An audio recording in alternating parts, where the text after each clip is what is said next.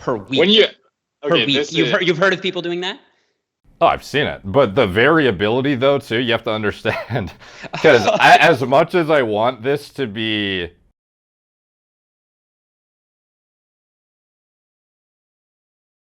So the main thing that I'm doing with this video is I'm trying to explain what is a realistic amount of muscle mass that people can add naturally versus enhanced. So like average ballpark numbers.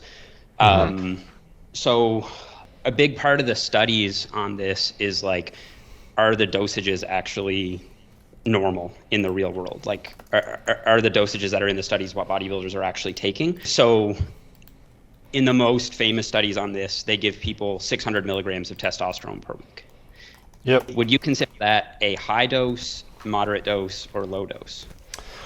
I would say it depends on the context of the individual. I would say for an entry level enhanced user, it would be high, for sure. Objectively, it's not high for a competitive environment. For somebody who was going to step on a pro bodybuilding stage, for example, certainly not high. It would be considered very low, but for a newbie, pretty high, I would say.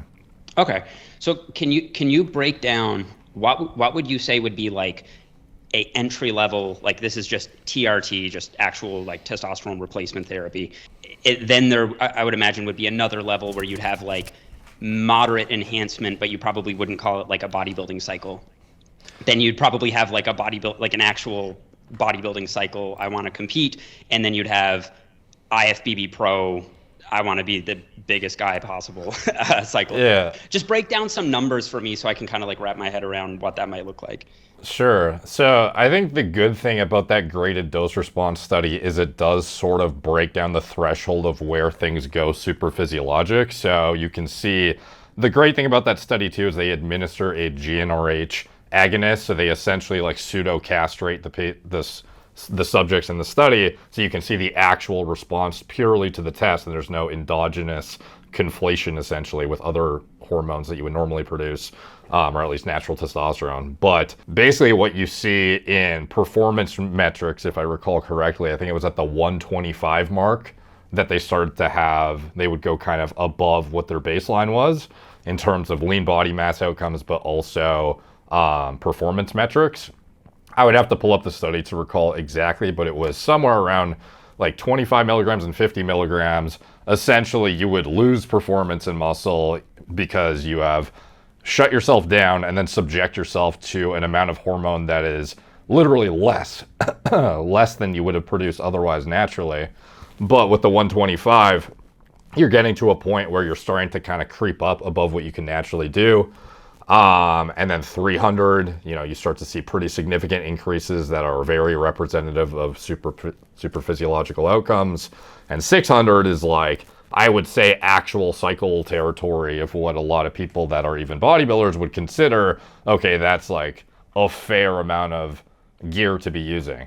So when it comes to where's the line drawn for TRT versus not, it depends if you want to speak in the context of what's actually therapeutic or what is like high normal fitness industry TRT, because I'm sure you're quite aware a lot of people will conflate and oftentimes mislabel TRT as a way to basically say I'm on low dose steroids, which is often the case. But with actual TRT, typically you're looking at like 100 milligrams a week, I think is fair to say. And then things start to get super physiologic at like, let's just say 200 plus, although I think it's rare that anyone except extreme outliers will actually need to achieve symptom relief up to 200 for TRT. That's very atypical.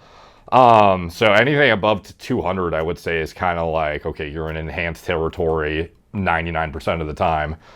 And entry level kind of, what was the tier above TRT you wanted to like?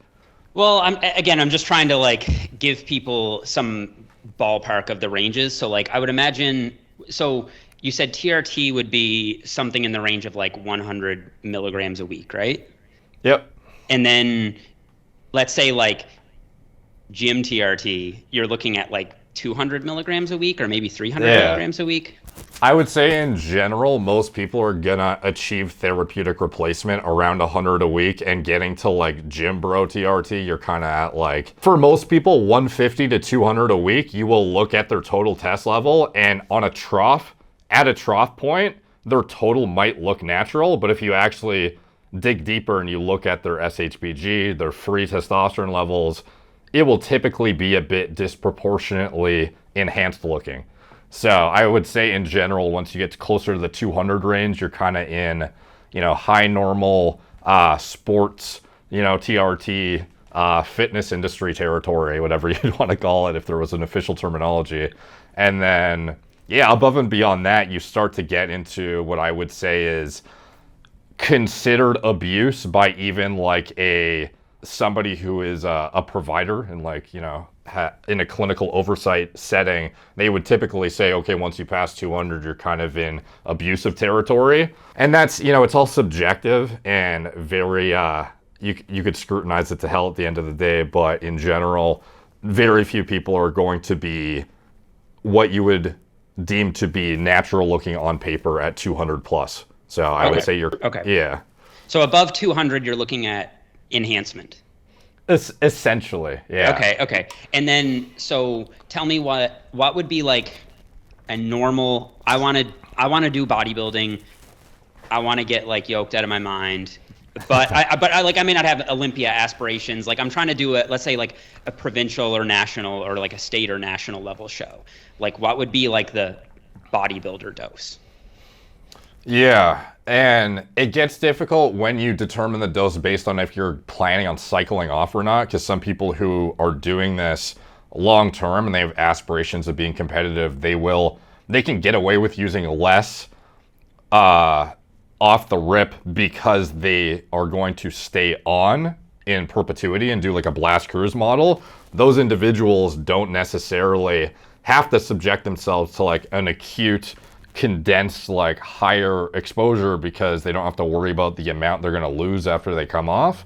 So it can vary, but in general I would say no one's going to start at less than 300 a week. That's going to be like the low end of cycle territory, and most people are going to take 500. Okay. So 600 is like a pretty hefty dose. Like even competitive guys you said are in the like 300 to 500 territory. Yeah, like I think a lot of people who compete at entry-level show, just the nature of it being a competitive atmosphere where you're going to be competing against guys who are probably on more stuff than the base 600, and they might be taking tren or other stuff, it's probably going to influence a lot of people to take more than that. But I don't think anyone would argue that maybe not for a step on stage competitive cycle, even at an entry level, but just defining a cycle in general that will lead to bodybuilding outcomes from a result standpoint. No one would argue that 500 to 600 is not like a decent cycle. Okay, I gotcha. And when you say a cycle, how long are you taking 500 to 600? And then, I don't want to give people too much information here, but like then when you come off, like are you just going down to TRT levels, or do you completely come off?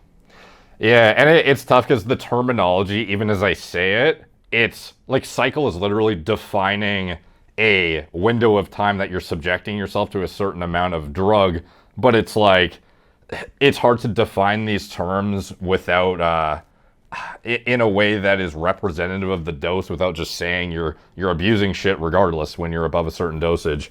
As far as the duration of exposure, again, it will depend on if you are going to go the blast cruise lifestyle moving forward or not, but in general, people aren't going to take drugs for less than 12 weeks, especially when they are long esters that take 5 weeks to actually achieve steady state serum concentration. So for testosterone and anthate, let's just say, is pretty typical, the ester choice that most people will use, or cypionate. These are longer ester variants of testosterone that allow you to get away with, twice a week injections rather than injecting on a near daily basis. And most individuals will be doing that for at least 12 weeks because you won't actually reach peak levels until week 5 anyways.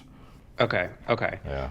So in terms of like on versus off time? Is it impossible to just give a ballpark for that, or? I would say in general, people follow an arbitrary rule of time on equals time off who are trying to be safe about things, or as safe as they can and attenuate the damage. But, nowadays, oftentimes people are just coming down to TRT after their 12 weeks or however many weeks, depending on, because if they're prepping for a show too, they will probably just take it for however long they need to, whether that's 16 weeks, 17. In general, I would just say newbies that are getting into the stuff, they're doing like 12 weeks on, 12 weeks off is pretty typical. Okay. Not to say it's optimal, it's just typical. What would be more optimal? Quick interruption to bring you a note from today's sponsor, 8 Sleep. This is probably the most innovative piece of sleep tech I have ever seen in my life. Not exaggerating. This thing is pretty fucking awesome, and I've been using it myself and loving it. It is, it's called an intelligent sleep system, and basically the idea of it is not only to track all of your sleep metrics, latency, REM, deep, duration, HRV, heart rate, all of this stuff, but without having to wear anything, which is fantastic. In addition, it splits down the middle where it'll track you on the whole bed if it's just you, but if you have a partner on the other side, it will actually track their metrics separately and split down the middle when they're sleeping there, and when they're not sleeping there, it'll still track you accordingly as you go. It's nutty. And it also has temperature regulation. So for me, I've used sleep trackers before, the wearables, and then in addition to that, I've looked into these, temperature adjusting like mats and stuff, because temperature regulation is a huge part of getting to sleep. Your body needs to cool down a few degrees to get to good sleep. Stay in a deep restful sleep, and then as you wake up, your body temperature should ideally rise. This thing literally auto-regulates your body temperature based on what would be optimal for you, and does it for your partner separately while tracking their metrics and yours. It is absolutely, I feel like my enthusiasm about the product is just fucking reeking through as I'm talking. It is absolutely nutty. The thing will literally wake you up silently with vibrations and heat, so then you don't have to set an alarm and have it go off in the middle of your sleep where your partner is, waking up because of your alarm and vice versa. It's unreal. This thing is the only thing that does everything all in one, and you don't have to wear anything concurrently, and it does it for you and your partner. So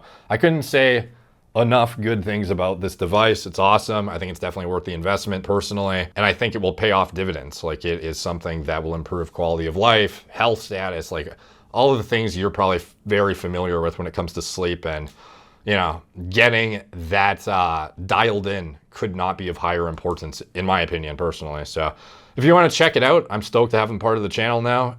Use the link in the video description below and use code MPMD at checkout to save $200 off of your pod cover. You can get the full mattress if you want, or the pod cover. The pod cover is just as reliable, fortunately, which was awesome and comforting for me to hear, because I didn't want to get a whole mattress. I just wanted to put a pod cover on top of my existing mattress, and it works great just as well.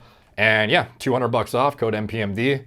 Highly recommend you guys check it out. And back to our regularly scheduled programming. Oh, it depends on the goal, right? Like, right. Okay. We'll leave it. We'll leave that. Yeah.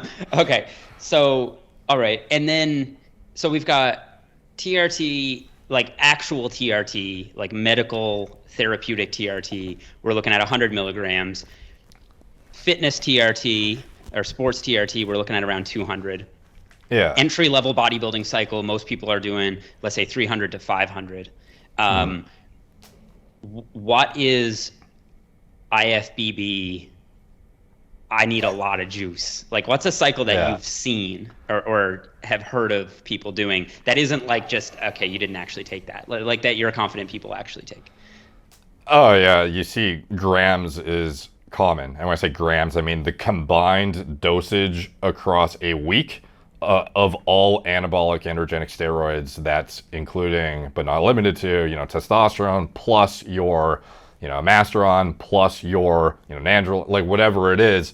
The combined dosage is very typically at minimum like 1,000 milligrams and can be as high as 4,000 or 5,000 milligrams. Okay. Yeah.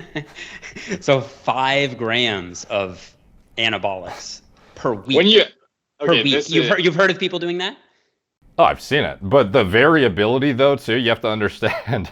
Because as much as I want this to be as easy to wrap your head around when I say these like really simple numbers, like here's where the increments are, it is super subject to individual variability. Like if even in studies, you can find individuals who will take 500 milligrams a test and end up, one guy has a 3,400 nanogram per deciliter total T, another guy has like 1,100. So the differential and how you respond to the drug, not just at how much enters your bloodstream, but also your transcriptional activity, like after receptor interaction, they are so different. And this is why, you know, a lot of people need more stuff to get the same outcome.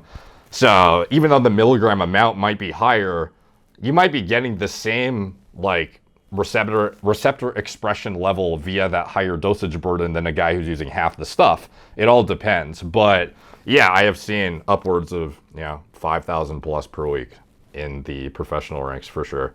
But it's like that amount, when I say it, it doesn't mean in the off season they're doing that as typical. It's oftentimes when they're leading into a show where they're using tons of different cosmetic agents, because some of these drugs are used to manipulate in a short condensed time frame cosmetic things that are not necessarily useful in an off-season scenario. So somebody who might be using a typical comparison of the same guy in an off-season versus contest prep, he may be using only, I don't know, 1,500 milligrams in total in his off-season, but then when he goes into a contest, he could be as high as, you know, 3,000, 4,000 because of all of the stuff he's using to offset catabolism, but also achieve a cosmetic look that is not representative of something that's useful in an off-season context. So in general, what I see to be the case, and again, this is highly individual, but just in general, for the sake of summarization purposes,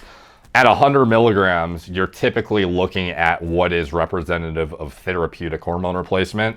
As you get to 150 to 200 milligrams per week, you're looking at what is more representative of like high normal. Some people call it sports TRT. It's kind of like the fitness industry TRT kind of levels where you are pushing a borderline super physiologic free test level perpetually, even though your total T looks normal on paper. As you get to 300 plus, you're kind of in enhanced territory now, even though you were already enhanced right before that. But, you know, it's kind of where you start to get pretty significant lean body mass and performance outcomes. And you can see that in the graded dose response studies as well. And then at 500 to 600, that's kind of, at least the graded dose response study went up to 600. You can see that's very representative of like entry level bodybuilder cycle territory, I would say. And then to represent what could be seen at a professional level in the very competitive ranks, you see upwards of, at minimum, oftentimes 1,000 milligrams a week, but as high as 4,000 to 5,000 milligrams a week in the IFBB. So you answered that for me. So in terms of 600 milligrams, low, mid, or high, you would say it's on the mid to high range, and you would classify it as abuse. Yeah, I would absolutely say without question, anything 300 plus is abusive territory, and that is the only increment we can really go by to actually, I think without a doubt, 99% of people watching would probably agree. Like, yeah, that's where the enhanced looking outcomes start to occur. Okay. So actually, I won't even ask you that. I was going to ask you, like, why on earth would someone risk the health effects of taking 5 grams a week when you can already get the enhanced off of 300 milligrams? Like, do they just have that low receptor affinity, or like, are their genetics just dog shit naturally and they just need that much? Like, it just sounds nuts. Like, why take that much? No, absolutely, dude. That's and that's a good subtopic in my opinion. It's often people, like when you hear the dosage, it doesn't mean that you take this because you want this outcome. Like when I say I see in the IFBB these combined dosages per week, it doesn't mean if your goal as 200-pound lean, you know, Joe Schmo, now you take that dosage to get to that outcome. Rather, it is you take the minimum effective dose to yield progress, ideally, and at some level to continue to push the boundaries, because your body does have regulating mechanisms to keep you, to try and not gain unhealthy amounts of tissue. Like, it doesn't like your heart getting the morphology and function deviating from what is otherwise healthy or manipulating your body chemistry. So it's kind of taking, as you progress, individuals will have to increase the dose to continue to make the progress to be competitive, respective to their competition, however much ground they have to make up. And yes, genetic inferiority will dictate that your dosages end up higher typically, because certain individuals simply won't respond as well as the next guy. So there are some people, it's not uncommon to see a delta of like thousands of milligrams on the exact same stage, even though the physiques may look similar and even represent similar amounts of lean body mass. One guy could have taken twice as much stuff to achieve that same outcome. So obviously there's like a huge genetic range in natural bodybuilding. Mm-hmm. Like, do you think that there's a equally or bigger genetic range in terms of how you respond to anabolics? Like 100%, dude. Some people, they seem to linearly grow on anabolics for years, whereas other guys will literally hit a wall. So like what you described as the thing you deal with as a natural, where you have this kind of like significant gains off the rip and then they kind of plateau significantly, and you're kind of just dealing with staying in the same spot for a while and eking out little incremental amounts of progress. Shockingly, this happens in enhanced bodybuilding too, where guys will really quickly gain like 30, 40 pounds of lean mass on top of their genetic potential, but then they kind of hit a wall, and no matter what they're doing, their training's dialed in, they're this, they're that. You see a lot of individuals really stagnate, even in the enhanced ranks. Interesting. And then how do you bust through that plateau? Do you just up the dose? Is that usually the move? Often. Yeah, or yeah. Sometimes it's a bottleneck of food intake though too, because some people's appetites simply can't sustain a scheduled eating pattern representative to like of what you need to continue to grow. So, you know, there's that. The bottleneck, it depends on the individual, but typically it's eating or drug response. Gotcha. Okay. All right. So in the video, I say, and this is based on the best research I could find and just, you know, decades of experience, or not decades, but over a decade of experience. 20 to 40 pounds is what most guys can put on naturally. That's pure muscle mass. So I think that's a good figure. Obviously some will be more, some will be less, but as an average, 20 to 40 pounds naturally. And then I think on steroids, based on what I've seen, you can expect to double that. You can add another 20 to 40 pounds.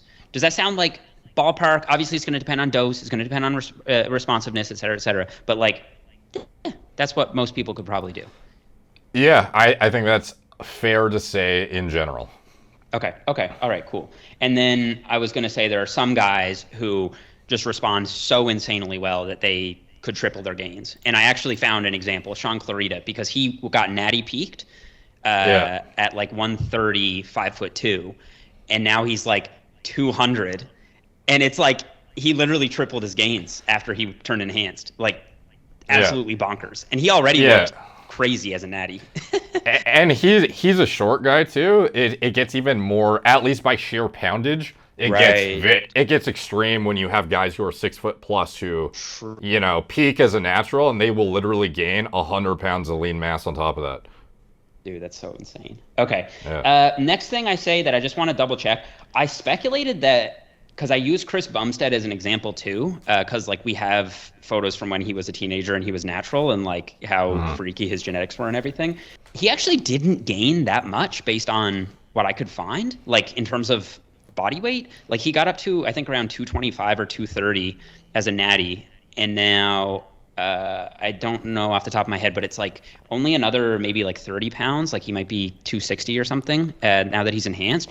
So I just kind of speculated that his dose is probably not outrageously high, because it like he added, I think, something like 50 to 60 pounds of muscle naturally. Started training at 14, got to 19 before he started enhancing. So that's 5 years, which you're pretty close to natty max after 5 years of good training. And then I think he added like another 30 pounds from there. Do you think that's like probably a fair assumption that like CBum probably isn't taking like an insane amount? At this point, especially with his autoimmune disease, it's very likely that he's doing the bare minimum. Right, right. So yeah, I would speculate the people he's competing against, and this is very typical too for people who are genetically blessed, is the people who are gunning for them and are genetically inferior from a muscle building standpoint will often be on way more stuff in order to make up the delta. Right, right, right. Okay, that makes perfect sense, bro. I think that's all that I had for you, but I could ask you like a million more questions because I find this really interesting, and I actually don't. Sure.